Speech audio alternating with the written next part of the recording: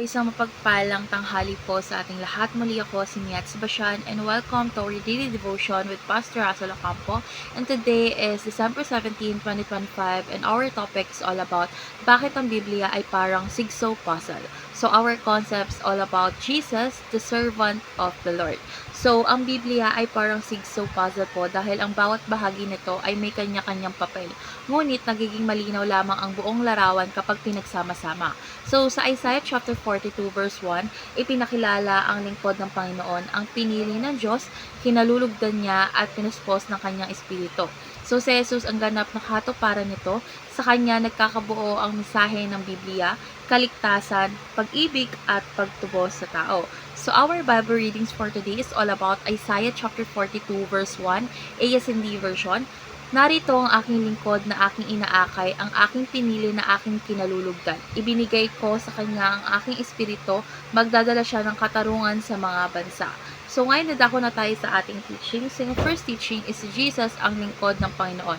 So si Jesus ang sentro po ng buong Biblia. So ang lumang tipan ay tumuturo sa kanya at ang bagong tipan ay nagpapakita ng kanyang ginawa. So kapag binasa natin ang Biblia, is mas nauunawaan natin kung sino si Jesus at ang kanyang misyon.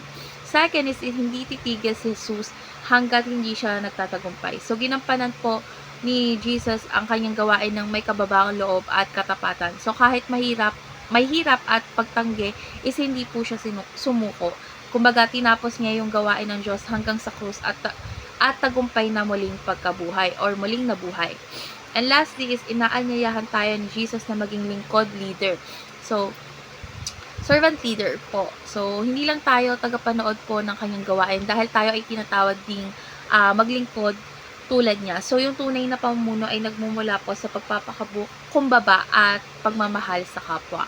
So, ngayon nadako na tayo sa ating application. So, yung first application is lumago sa kaalaman tungkol kay Kristo. So, syempre, dapat tayo maglaan ng oras sa pagbabasa ng Biblia araw-araw. So, mas makikilala natin si Jesus kapag nauunawaan natin ang kanyang salita.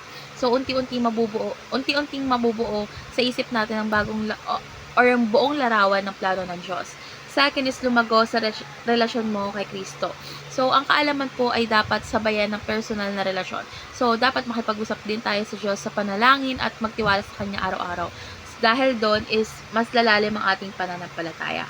And lastly is lumago sa pagiging lingkod tulad ni Kristo. So, syempre, magsimula po tayo sa simpleng paglilingkod sa pamilya, kaibigan, at komunidad. So, dapat natin piliing tumulong kahit walang kapalit. So, sa ganito po kasing paraan is na ipapakita natin ang puso ni Jesus. So, ngayon nadako na tayo sa ating last part which is our discussion. And our discussion talks about, ikaw ba isang makapagkumbabang lingkod tulad ni Jesus?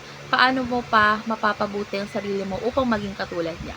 So, ang pagiging lingkod po kasi tulad ni Jesus is nagsisimula po sa puso na handang magpakumbaba. So, kung titingnan ko po yung sarili ko is may mga pagkakataong inuuna ko rin po ang sarili kong gusto or kaginhawaan. So, syempre, natutunan ko po sa devotion na ito na kailangan nating piliing maglingkod kahit mahirap dahil doon natin mas maipapakita yung ugali ni Kristo sa ating buhay.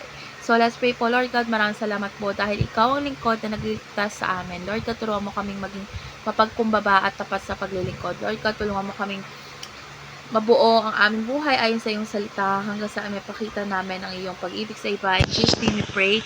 Amen.